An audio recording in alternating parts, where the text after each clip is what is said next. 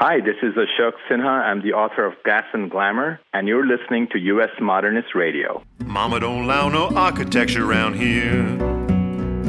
Mama don't allow no architecture around here. Oh, I don't care what Mama don't allow, gonna draw mine modern anyhow. Mama don't allow no architecture around here. Welcome to U.S. Modernist Radio, where we talk and laugh with people who enjoy, own, create, dream about, preserve, love, and hate modernist architecture, the most exciting and controversial buildings in the world. Joining us today are John O'Neill and D.C. Hillier, host of the new mid-century modern podcast, The Perspecta.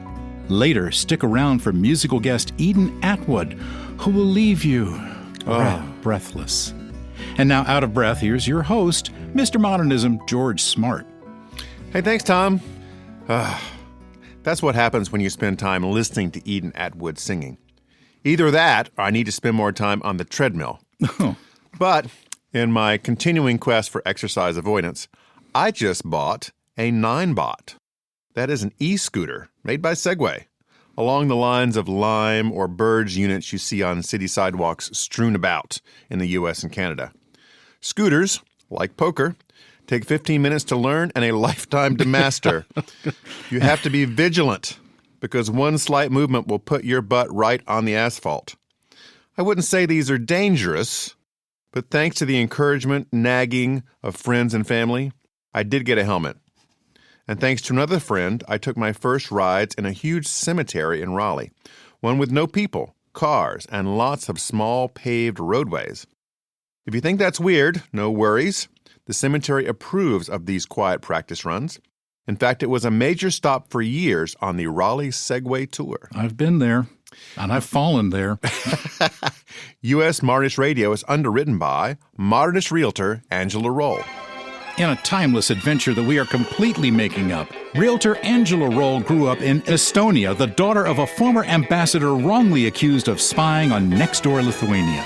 He was cleared, it turns out, because Estonia only has 6 spies, and everybody pretty much knows who they are. After a night of partying with Le Corbusier's cousin, Boozy Corbusier, Angela took the ferry across the Gulf to Finland, causing an international incident involving a little red dress, a wood-turning lathe, the Finnish Coast Guard, and a $2,400 bar tab she accidentally signed over to Bjork. Angela escaped the resulting media frenzy on a train to Denmark in the company of international man of mystery Eric of Aarhus, whom she later married. Angela then moved to North Carolina to become a real estate agent. Specializing in modernist houses, Angela advises buyers and sellers on everything, from appropriate renovation to shipping a wood-turning lathe from Helsinki. Reach her at angelaroll.com, that's ROEHL, or call 919-995-0550. Our guest John O'Neill lives in Glen Ridge, New Jersey, the nation's largest concentration of gas streetlights. You know, the kind they had like 100 years ago. Oh, yeah. It's also the home of astronaut Buzz Aldrin, photographer Cindy Sherman, and Tom Cruise. He is a proud graduate of Glen Ridge High School. By day, John is Senior Vice President of Client Development at Publicis Media, and by night, he is a mid-century modern collector and fan. He's co-host of the Perspecta podcast, launched in April 2021. And he is also cat dad to Frankie and Charlie, who have their own Instagram account. Welcome, John.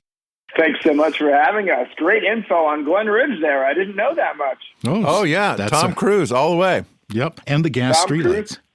Yep. Yeah, I knew the gas street lamps because it is very dark and makes it difficult to see the Frank Lloyd Wright house that is on my street. Darn. Meanwhile, D.C. Hillier is based in Montreal, Canada, home of Just for Laughs, the largest comedy festival in the world, and epicenter of 85% of the world's supply of maple syrup. Montreal has also hosted more large international events than anywhere else in the world, including the famous Expo 67, which we'll be covering in a future show. D.C. is a designer and author of Mid-Century Modern at Home, a room-by-room guide. He has a degree in film from the Ontario College of Art and Design, and he's on committees with Canada's Design Museum. DC has a huge following on Instagram, Facebook, his online magazine MCM Daily, and now co-hosting Perspecta with John. Welcome, DC. Well, thank you for having us. We do have the world's largest supply of maple syrup, but because of the recent supply chain issues, they've had to open the Strategic Maple Syrup Reserve. And I'm not joking. That is what it's called. Really? Quebec controls 75% of the world's maple syrup supply, and there's been shortages throughout the world. And you can't make trees make more syrup, so you have to open the reserve. And I'm not a fan of maple syrup. Matter of fact, I actually don't like maple syrup at all. And really? You can get syrup on anything. And I'm going to probably be kicked out of the city by saying this. I prefer the fake maple syrup. Oh, my God. Such heresy. Your citizenship has been revoked.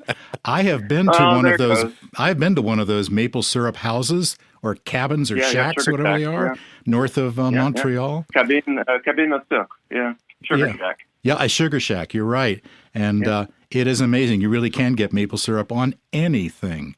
And they'll serve. You go to those events, though, and about 3 hours in, every child is wired to within an inch of its life. It's literally, it's like a new level. Yeah. It's just crazy. Now, DC, before we get started, I have to ask, what's the DC stand for? It's just two initials that I have my father's name and his father's name, and I'm a third. Okay. And at the beginning of my life, everyone was calling me Junior. And it was my mother who decided to call me by my initials because she did not like Junior at all. And so it just got stuck. But whether or not she was dyslexic, I've never, ever had the opportunity to ask. She got my first two initials mixed up. It's actually CD. Because the real name is Cyrus Dale Hillier III. And while it does sound a little to the manner born, nothing could be further from the truth. Family tradition. Second sons get named after their fathers. That's all it is. And I think no one really likes Junior. DC, that's it. Yeah. And also she ensured that I would have a lifetime if people asked me what it stood for. Well, it's like... it's a good conversation starter, at least, if nothing else. Though when I was rude and in my teens, I would say things like, dumb, see you next Tuesday, Diet Coke, Colorado. I guess you couldn't work up the line that you were the heir to the DC Comics fortune. Not quite. No, not quite. Not quite. Okay. DC, is that your woodworking, historic woodworking side of the family? Both sides are woodworkers in my family. My maternal lineage, centuries of boat builders, and on my that's on my father's side. And on my mother's side, cabinet makers and framers, house framers and cabinet makers. And quite often they would work together because boats needed storage and stuff like that. So both my grandfathers would work together building he would take care of the inside. My grandfather would build the outside. And these were sailboats. I mean, these were wooden sailboats way back then. And where I grew up in Newfoundland, they used wooden sailboats well into the 60s for commercial reasons. The industry was there, it was established, and they saw no need to get away from it. It was only into the 70s, really, that you get diesel-powered ships. And, there goes the boat-building side of the family, but, the cabinet-making people are still there. Yeah. Well, then you switched to furniture and architecture, right? Exactly. And I learned from my grandfathers whenever I restore stereo. I've talked to John about this. I always feel their presence whenever I'm sanding a piece of wood or staining something or cutting something or just rebuilding something. I don't believe in necessarily it's in your blood, but it is somewhat innate. You grow up around it. It becomes a part of you. It seeps in. It does. Whether you want it to or not sometimes. And my incredible desire to swear at everything. I guess. Well, we're a PG show, so Tom will bleep the worst of your offenses. Haven't heard any yet. Yeah. I will keep it. I'll let you know. Okay. I can't be sure of John, though. John, a kickoff question for you. Are you jealous that your cats have a larger social media following than you do? That was an experimentation, right? You learn a little bit about Instagram, through managing that account. And, they're cute. I can't deny. And little did I know as I got deeper and deeper into this niche here in mid-century modern design that cats are pretty prevalent. They're everywhere. There's even there's a mid-century modern cats account, I think, based in Brooklyn that I've seen. Yeah. People posting with their Eames chairs and everything. So I think it worked out. But we're growing the perspective. We're having fun with it. And I believe there's also a Brutalism and Cats account. Yes. Where they only recently I saw that. Yes. Where they superimpose pictures of cats against brutalist concrete buildings. Okay. And people go wild over this. Do they? Yeah. Okay. It's got a significant following. And they're funny. They're really good. DC, as part of your superhero origin story, you were entranced by a James Bond movie. Which one? You Only Live Twice? Mm-hmm. Yeah, that's the one where he goes to Japan, right? Yeah. I get my James Bond titles mixed up. So yeah. And what was there when he does go to Japan? Two things got sparked. He's driving a Toyota 2000, which was Toyota's first attempt at a real proper sports car. Now it was a hardtop, and he couldn't fit in it. He's 6'3", so they made it like overnight. They literally cut the top off, and when you go to watch the movie, you can see that they actually put what looks like black electrical tape around the windshield to cover up the cuts. Oops. So he could fit in it. But that's such a great car, and if you want one now, you're going to have to, part with $1.5 million to get one. But when he goes inside, I'm like, what? I'm seeing this on TV, whatever, and I'm like 9 or 10, and I'm absolutely enthralled by the furniture. I've never seen furniture like it. I've never opened an architect or design magazine, a modern design magazine, but in this movie, I didn't know furniture could look like that. It could look so modern and so futuristic as my yet undeveloped design mind was taking this in. But it stuck with me. And ever since then, whenever I see a magazine or show about design, before I actually ended up working in design, that was it for me. I never bought comic books. I bought design magazines. There's a Canadian magazine called Azure, for instance, that I was used to buy because it had both design and furniture. And yeah, that's it. That movie, I mean, that's the thing about James Bond.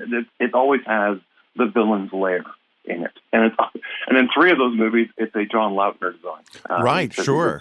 And to me, it's like, okay, I don't know if you know the story of Goldfinger, the architect in Britain. Yes. Now, when Ian Fleming was writing the very first James Bond book, prior to that, he'd written Chitty Chitty Bang Bang.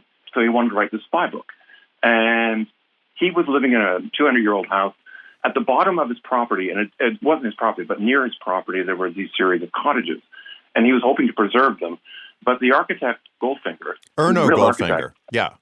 Yeah, Erno Goldfinger bought the land, tore down the cottages, and he decided then that every villain in his book, well, the first villain was Goldfinger, but every villain in his book would live in a modern house. And that's why all the villains in James Bond live in modern homes, because he hated them so much. Oh, I did not know that. Look at that. Wow. Goldfinger was real villains in his eyes. But I will say the house he built is astonishing. It's one of the most beautiful houses I've ever seen, frankly. Goldfinger is better known for building the brutalist towers of London, Trellick Tower, for instance, stuff like that. But, yeah, that's it for me. James Bond sparked that interest that never left. So how did you turn this into a profession, DC? Oh, okay. Weirdly, I didn't have any desire to be a designer necessarily.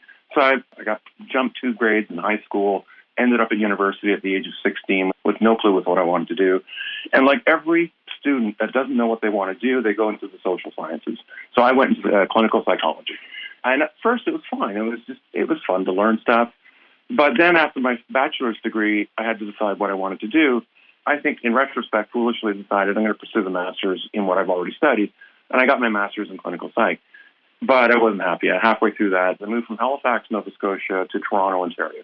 And when I was there, I decided, okay, I could go into the workforce or do what I do, be a student. So I went to the University of Toronto, looked into their doctorate program, and there are worse things you can do being a doctor of psychology. On the way home, there was this old building, this sort of Italianate building, but on the steps there were these rather glum-looking people, and they're all smoking, because this is where they went. I was on their smoke breaks. And I was curious about this building. So I walked up the steps, talked to a young woman there, and she said, oh, this is the foundation building for the Ontario College of Art. And I said, oh, that sounds interesting. And as I talked to her, I asked her what she was planning on studying, and she was going to study industrial design. And I thought about furniture and architecture and all that stuff, and I thought, oh, I'll just go inside and get some information. Took it home, read it. Next day, I applied, and I had 2 weeks to put together a design portfolio, as I thought, that I'd never done before. So I spent 10, 12 hours every day, put together my portfolio, got into the school, which is crazy because only 1 in 400 applicants gets in. And do you have to smoke in order to get into the school? Well, I did smoke at the time, but you're art school. You got to smoke. Yeah, okay. You got to wear black clothing. Exactly, That's yeah. it. So after that, I got into the industrial design program. I didn't like industrial design, so I moved to film. And as a poor working student, it was not handed to me. I had to work all the way through school. Fortunately for me, I was working in the school, so that made it easier. I needed to furnish an apartment. I got my first place as a student proper, and I went to the junk stores, found modern furniture, some of it kind of kitschy and junky, and took courses in reupholstering and a few extra courses in refinishing, stripping and refinishing, and just went out and bought cheap furniture, reupholstered it, redid it, and that's the place I have. I have a photo of myself in that place on a 1960s Polish throne, and it looks like it's from the 1960s. The haircut, what I'm wearing, everything.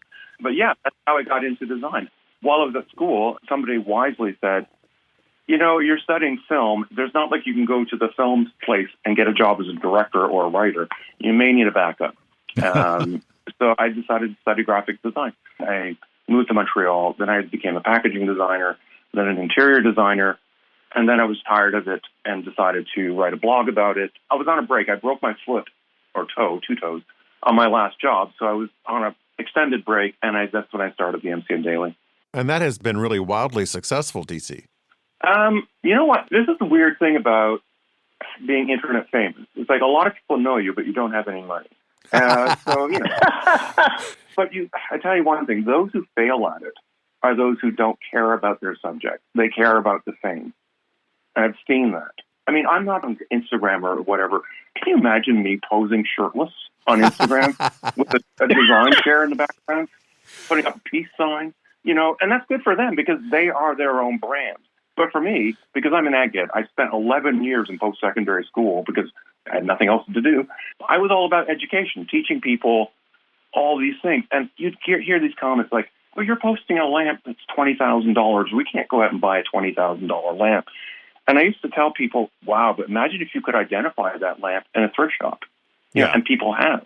Yeah. And that's what $20. was thrilling for me. I don't care about the price of stuff. I care about the design. I was looking at my insights on Instagram just yesterday. And sometimes, it hovers around 100 followers a day mark. In the last 7 days, I added 2,500 followers. And I can't figure out, which is quite a lot within that period. It's fun for me.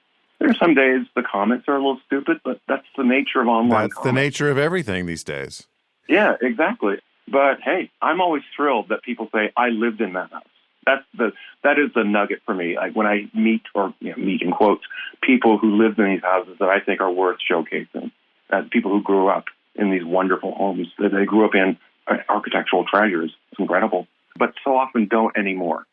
These people grow up. And because that's the sad thing for me. And again, I don't want to take time from John here. Okay, Really well, let me ask John a question, and then we'll come back to you. Okay. Yeah. All right.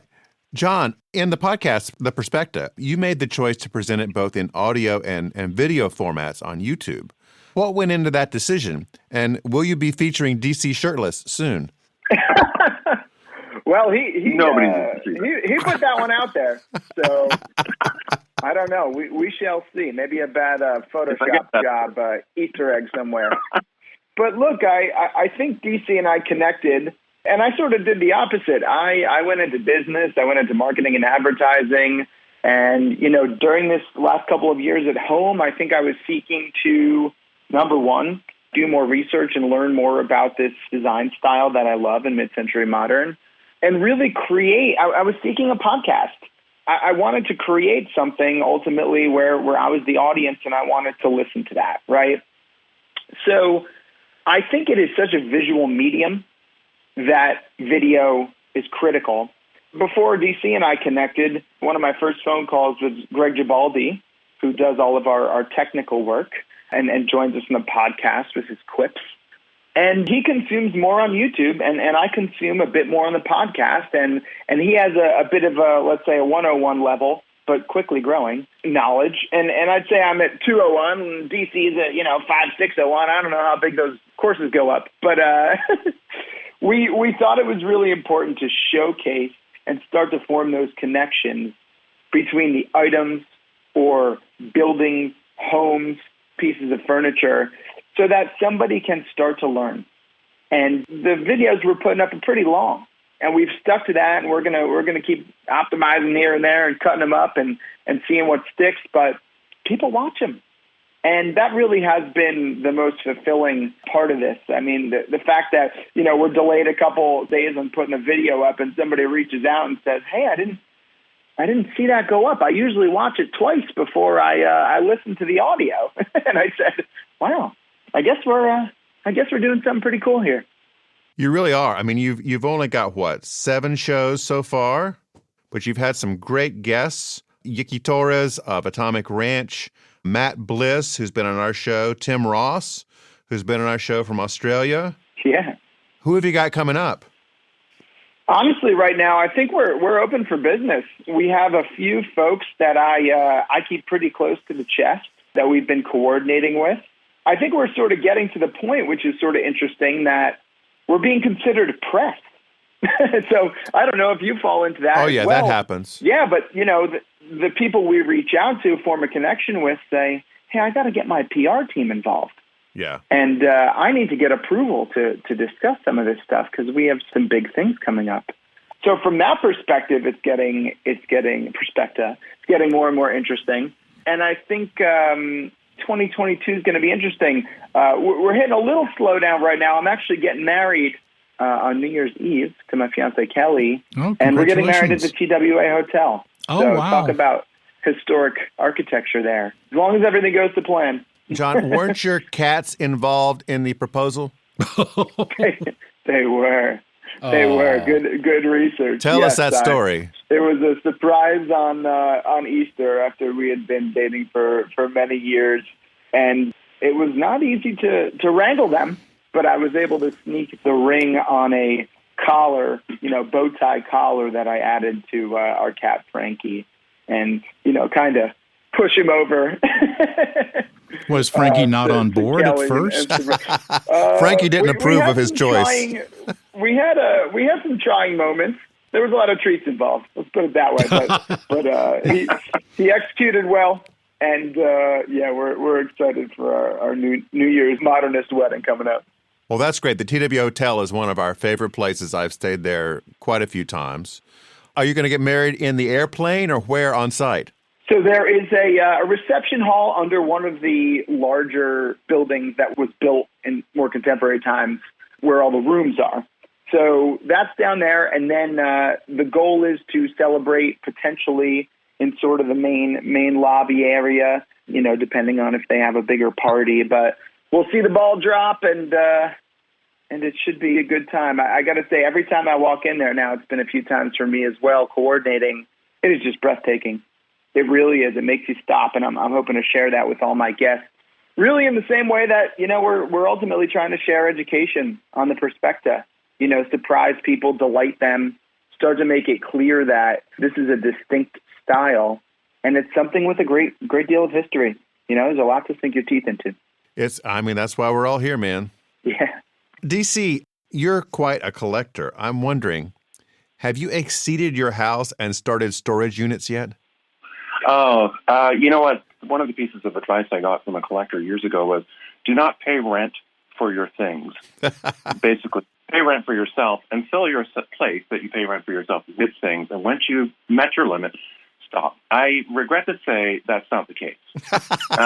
So I'm not paying rent. My partner, his parents have a house in the country on the Ontario side of the border, and their basement right now, it's like a museum's decorative arts collection down there. There are a number of Claretones yet to be restored down there. There is a chair, a Bellini chair, which is quite rare. There's a Moby chair, but the house is filled. It's overfilled, really. And at first it was very elegant, and now it's a little more eccentric. So DC, Claretone, I understand, is an audio company. Was it related at all to Newtone, the intercom company? No. Claretone was started by a World War II Jewish refugee coming from Switzerland in 1958 with a furniture importer, mostly Danish furniture importer of a fairly wealthy family. Well, they were both wealthy families. In 1958, they started Claretone, which was a custom stereo. So basically, they went and bought various components. They had a cabinet maker, George Wheel, and they would do custom stereos. And some of those, I've seen photos of them, were very ornate or incredibly modern, very almost Herman Miller-esque, George Nelson modern. And then they decided they would just make their own stuff. And they opened up a proper factory in Rexdale, Ontario, and made stereos. Regular, ordinary, everyday, modern, a little more Spanish colonial, stuff like that. Floor model stereos, as you probably remember growing up. They sat big cabinets, lift lids, all that stuff.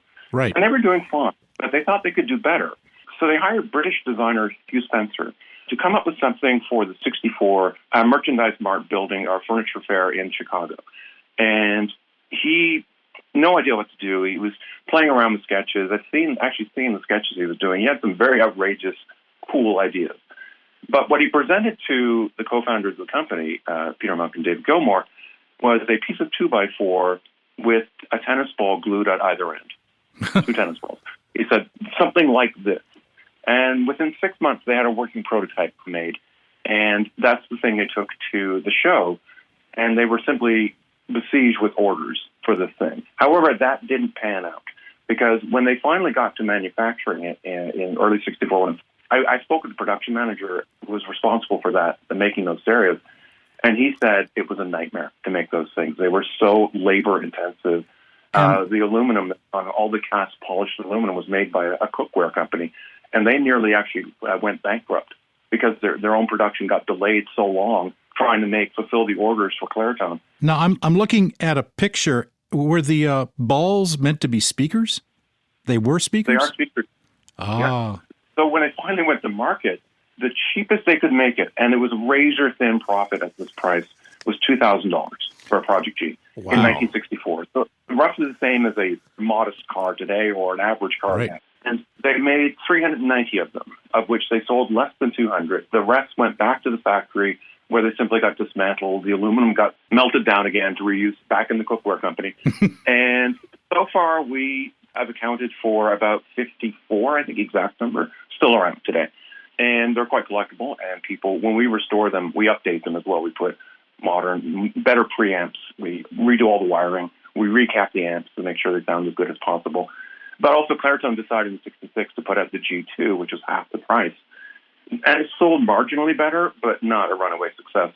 And they nearly disappeared from the Canadian design landscape, right up until the Design Museum, the DX, was founded. And one of their first acquisitions was a G2, shortly afterwards a Project G. And people suddenly got interested in them. And we bought a Project G, because I got a G2, I forgot to mention, when I was at art school. I found one in a junk shop. And it was $600, and it was $600 I could not afford as a student. And that was a lean month food-wise for me that year. But, and then we start back about 15 years ago. You could find them fairly regularly, Gs and G2s.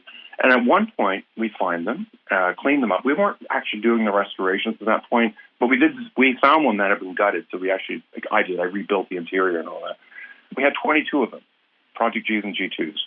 And we can't keep putting these down here. Obviously, I know your parents say they never use their basement, whatever. So somebody contacted us. It never occurred to us to sell one.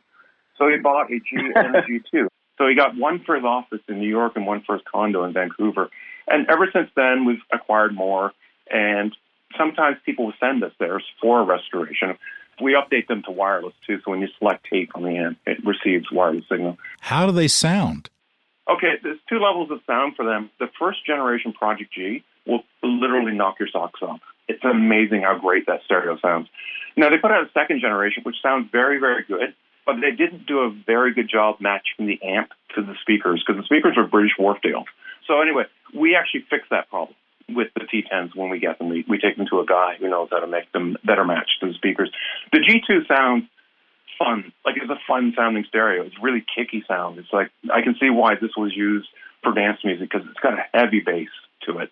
But, I mean, as far as the prices go, if you go on first dibs, you get a good idea, for instance, what people are willing to pay for these. So, DC, I'm thinking just, based on what you've said so far, this sounds like a wonderful way for you to use your film skills in making a documentary on Clairton. See, now you're talking, that's a secret no one's supposed to know about. I'm not going to mention the show, but a producer of a fairly popular Netflix show who lives in Toronto, who actually, we restored his Clairtone for him. Yeah. And it appears in one of the episodes of the show he produces, again, in a villain set in the background, because only villains look modern design. Yeah, so he's working out some ideas right now with Science and Technology Museum there, because they've got some great footage that we want to use. But there's something in the pipe, coming down the pipe, I should say. Excellent. The only thing I dislike about this, and John probably will know this, I hate being on camera. I literally was nervous.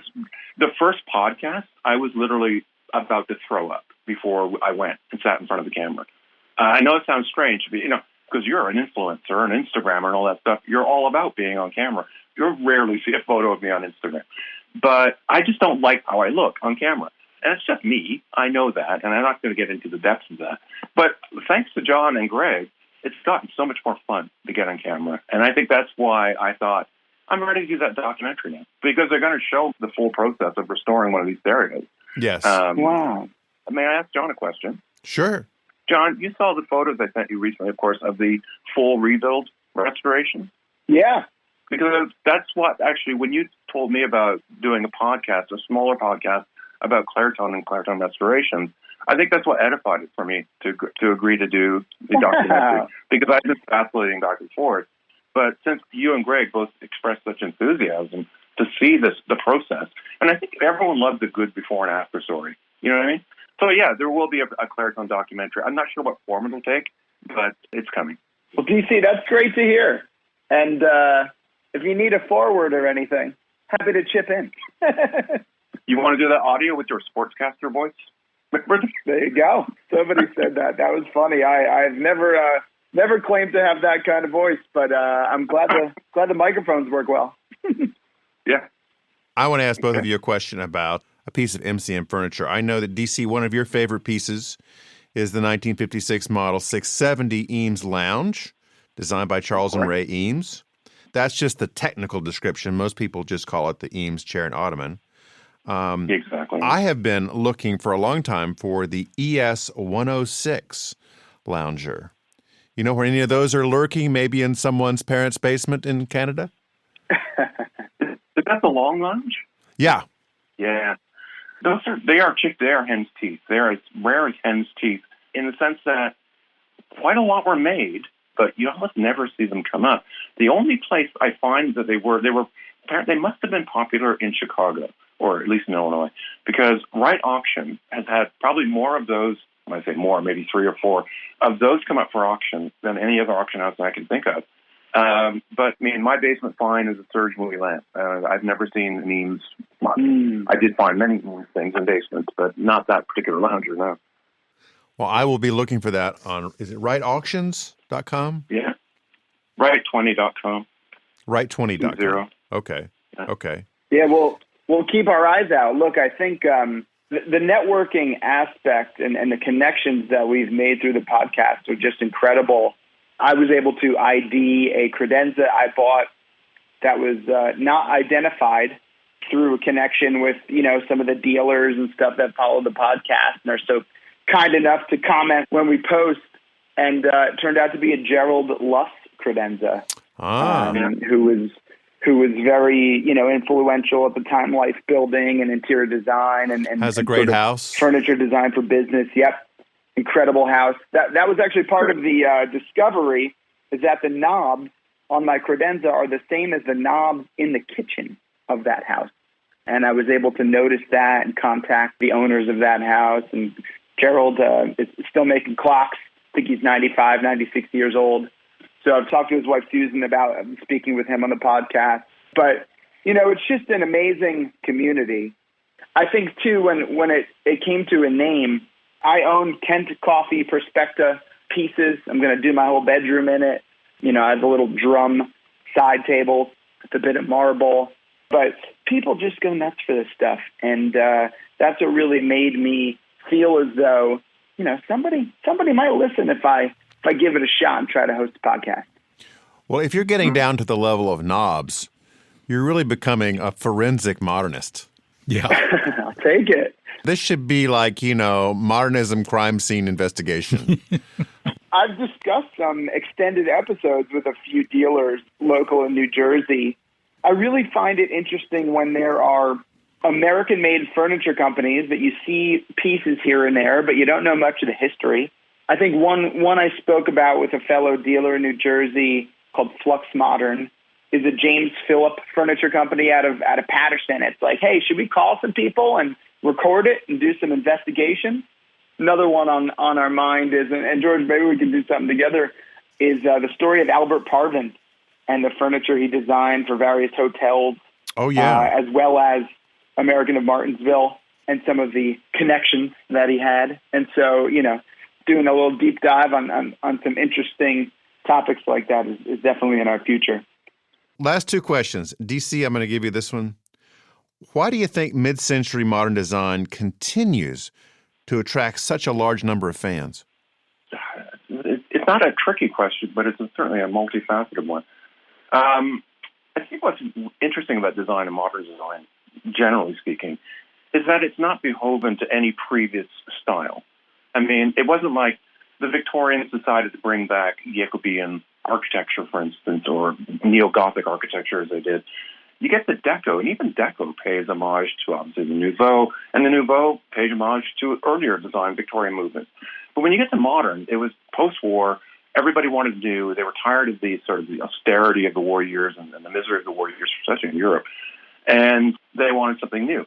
And new in every way. It didn't look like anything before. It had to be just modern for modern's sake. And that's interesting from an historic, and again, historic point of view. If you're looking at it from an educational or academic point of view, that's interesting to me anyway. But right now, you have people furnishing their homes without any thought that it would go to another generation. This is disposable furniture, by and large. I'm not going to name any big-name culprits of that style, but for instance, if you go and buy a 60-year-old shelf, a lovely teak shelf, it's already lasted 60 years. I always tell people that it's going to last another 60 years.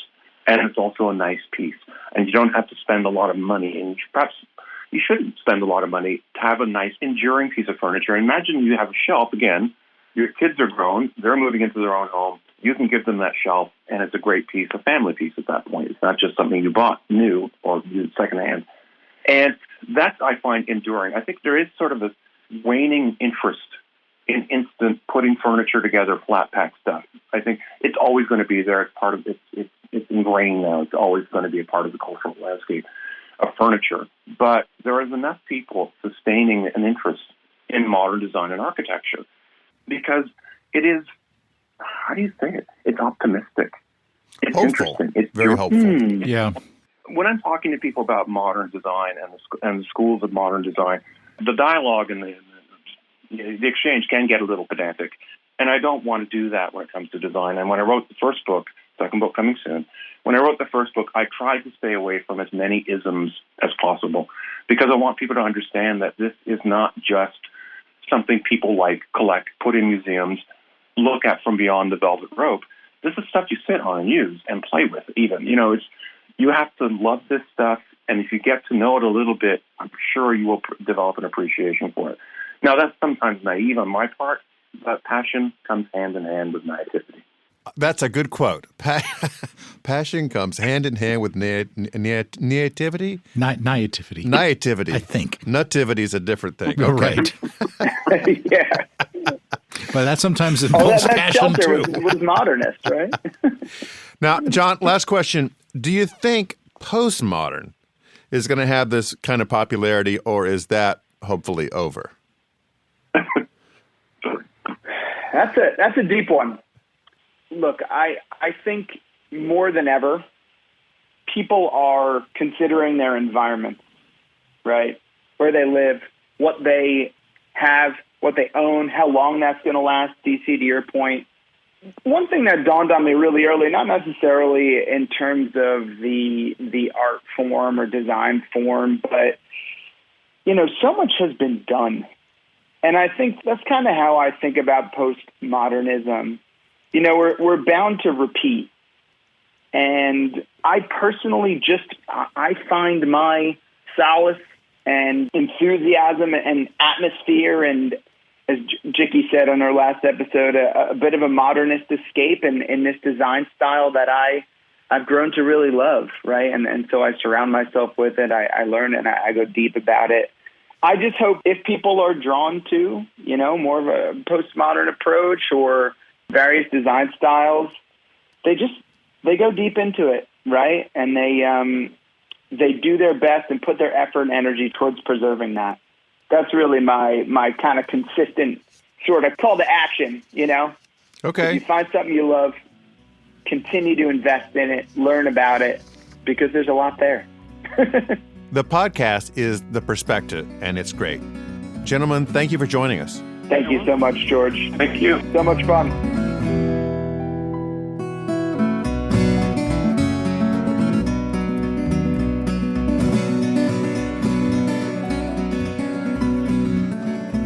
Okay, hang on.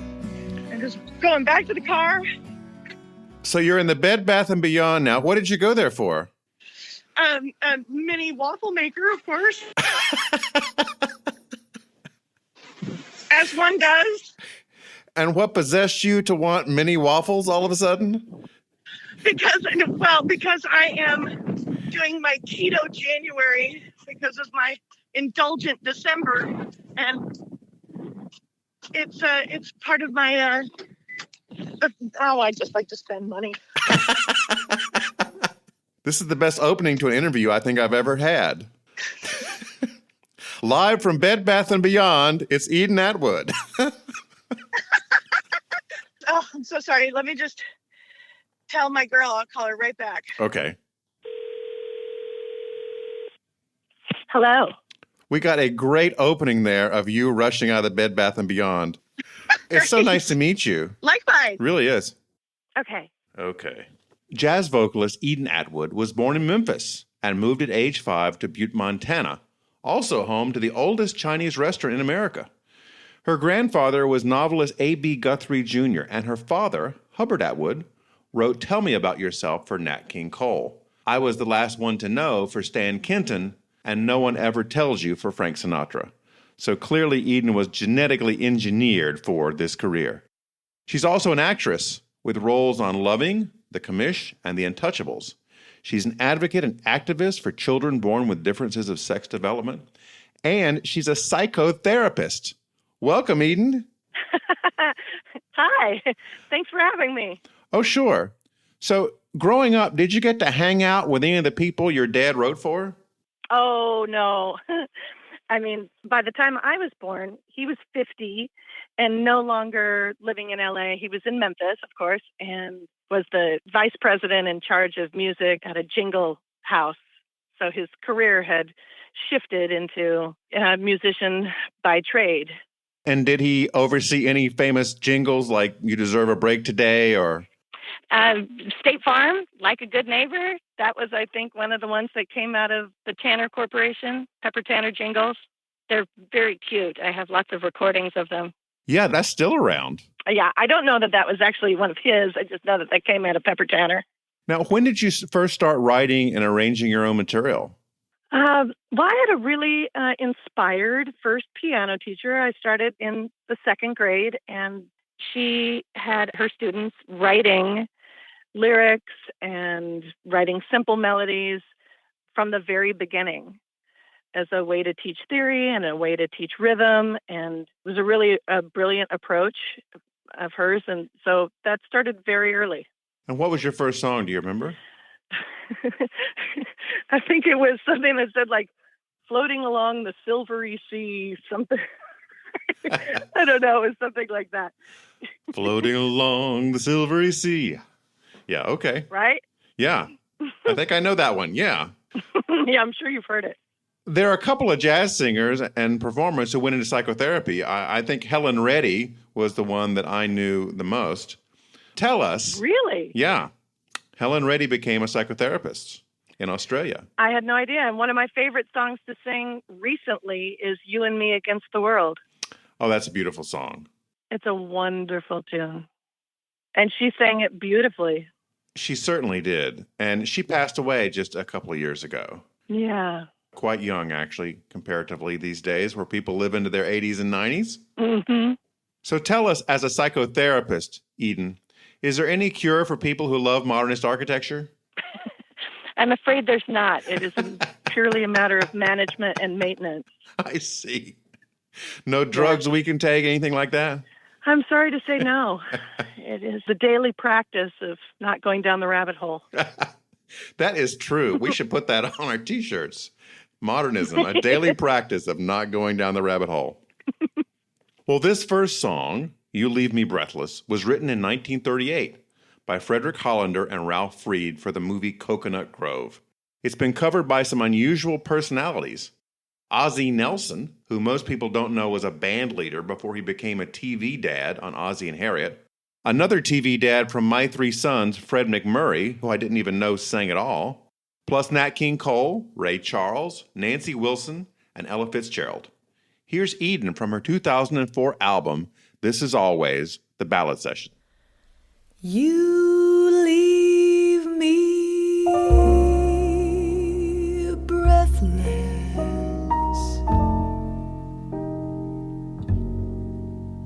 You heavenly thing.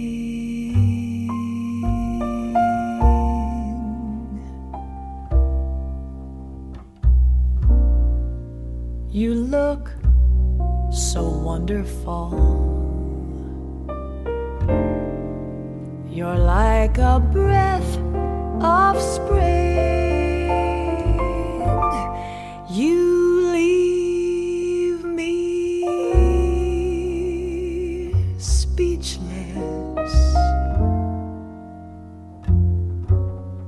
I'm just like the birds.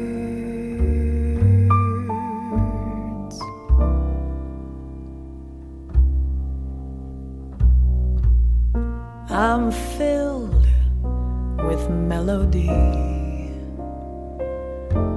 but at a loss for words.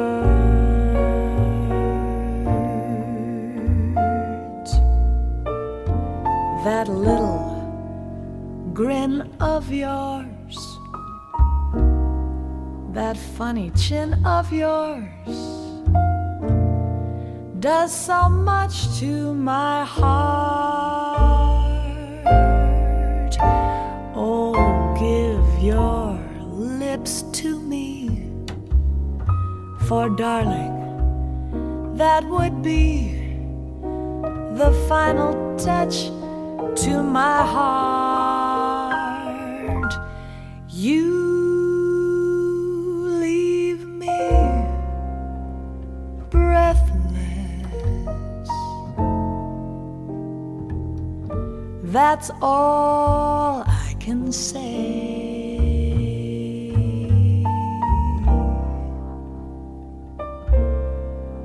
I can't say more because you take my breath away.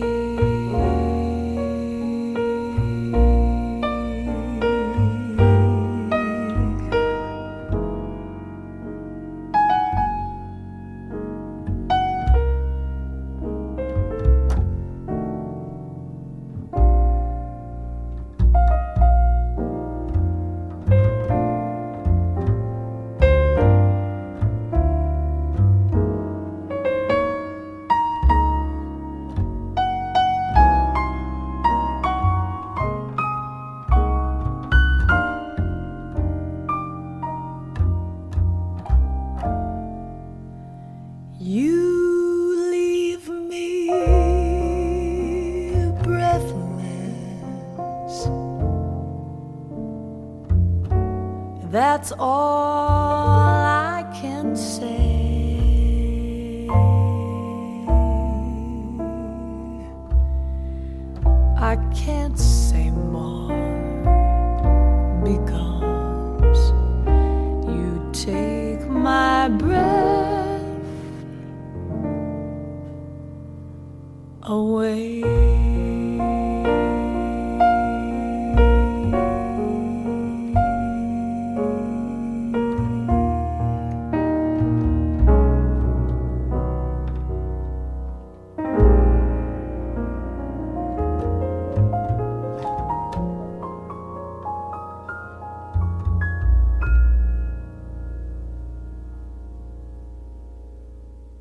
You know, Eden, there really is that experience of being breathless when you meet somebody you resonate with for the first time. It's like either all the oxygen in the world is in your system or it's gone, right?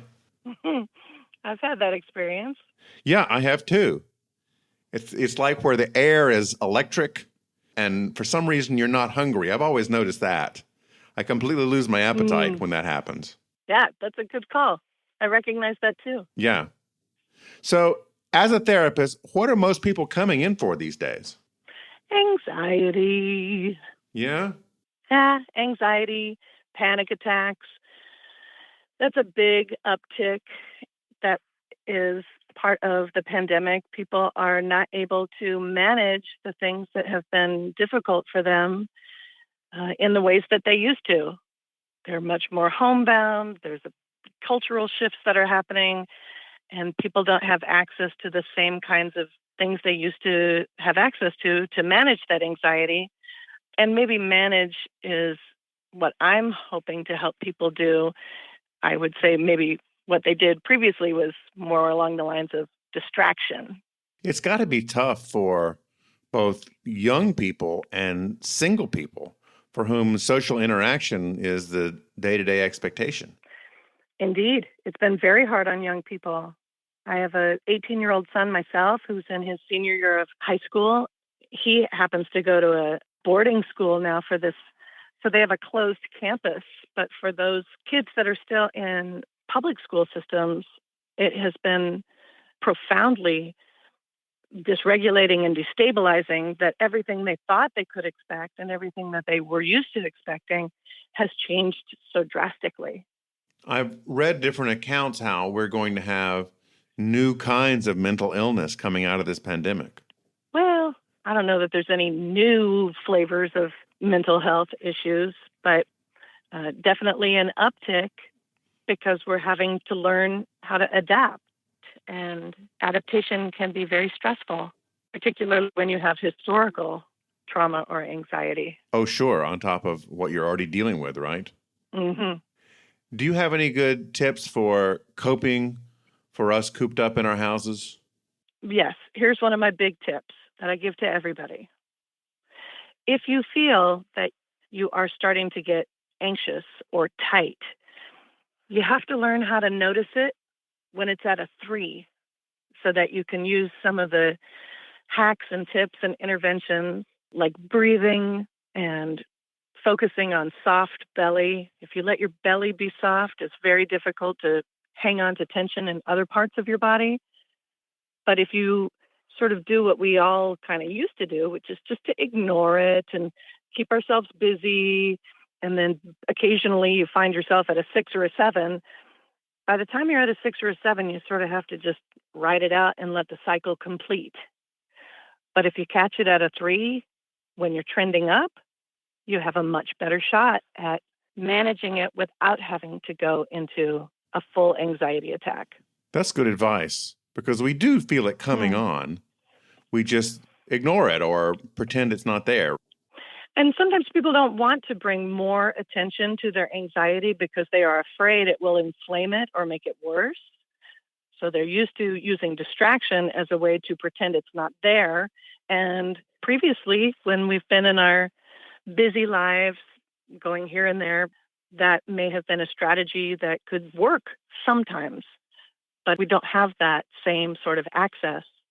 So this is one of those places where we need to adapt. That is great advice. Thank you. I'm trying to get my belly soft right now. I'm trying to just sort of ease into it. There we go. Oh, soft belly is a good one. You try it. You try to tense up your shoulders when you have a soft belly. It's very challenging. It is challenging. Duke Ellington and Paul Francis Webster wrote this next song in 1941, and Duke Ellington put it on the charts. It's been covered by Shirley Horn, Lena Horne, Tony Bennett, who just retired at age 95, Yvonne DiCarlo, who everyone remembers as Mrs. Herman Munster, past guests Jane Monheim and Stacey Kent, and some guests we'd like to get on the show, Sarah Gazarek and Tony Tennille, and even Cher. Here's Eden with I Got It Bad, and That Ain't Good.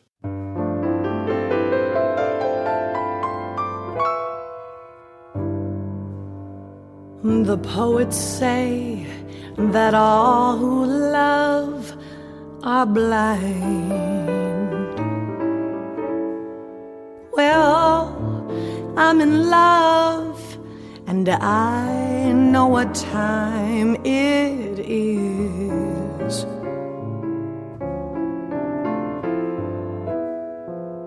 The good book says, go seek and ye shall find.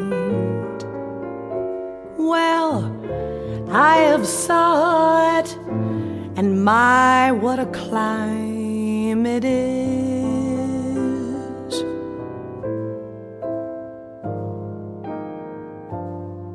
My life is like the weather.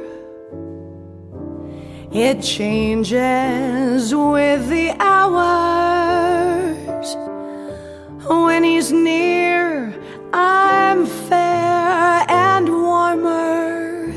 When he's gone, I'm cloudy with showers. In emotion, like the ocean, it's either sink or swim. When a woman loves her man like I love him.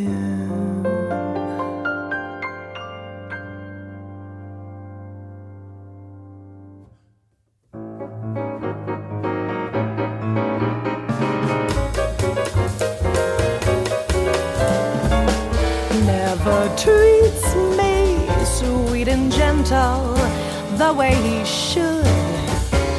I've got it bad, and that ain't good. My poor heart is sentimental, not made of wood. I've got it bad, and that ain't good. Now when the weekend is over and Monday rolls around, I end up like I start out, crying my poor heart out.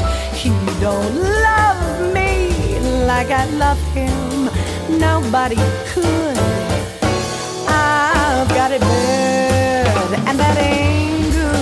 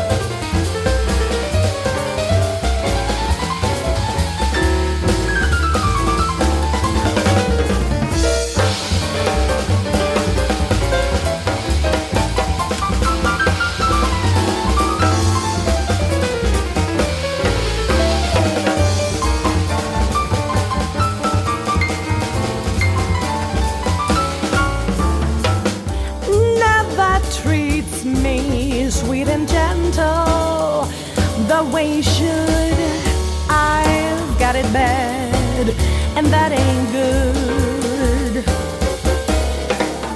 My poor heart is sentimental, not made of wood. I've got it bad, and that ain't good. Now folks with good intentions tell me to save my tears. I'm glad I'm mad about him. I can't live without him. Mad above me, make him love me like he should. I've got it bad, and that ain't good. Oh, I've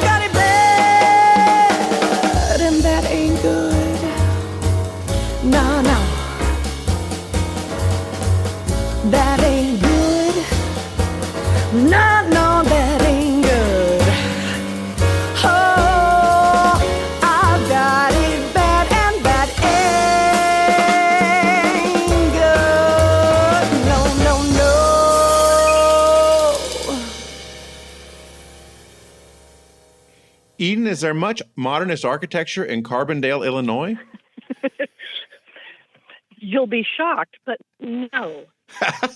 I don't believe that there is. I was wondering if maybe some of the Chicago Oak Park influence reached out to Carbondale, and maybe there were some mid-century modern churches or something like that in town. No. we are 3 hours north of Memphis, so there's a lot more in common with a Southern sort of attitude and style than there is with Chicago, which is 5 hours to the north. Okay. So you're more influenced by Memphis. I'd say so. Now, where can people reach you and buy your music and follow along and see you perform sometime? Well, the usual outlets, I suppose. I don't manage that really anymore. My music career is, I'm on the Shirley Horn track, which is get my kid raised and through high school, and then I get to reemerge. So I've been recently sort of reemerging, and I've done a couple of gigs in Chicago recently with my incredible friend Paul Marinaro, and you should definitely look him up. He is, what a singer. And so I've done a couple of gigs at Winters Jazz Club in Chicago, where I lived for lots and lots of years. So it's on the horizon. So I think, the usual outlets for right now. And then a quick Google search will tell you where I am. Thanks so much for talking with me. Thanks for having me.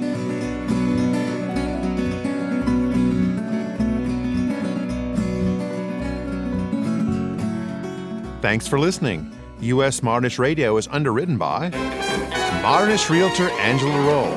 Okay, Tom, let's go.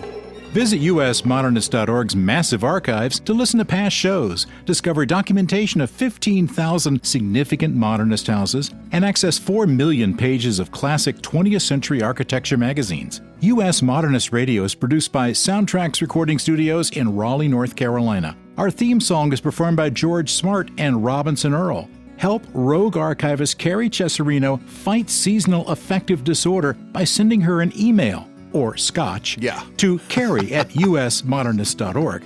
U.S. Modernist Radio is a production of Modernist Archive Incorporated, a nonprofit educational archive for the documentation, preservation, and promotion of modernist residential design. I'm Tom Guild. George and I will be back soon with another waiting to exhale, breathless edition of U.S. Modernist Radio.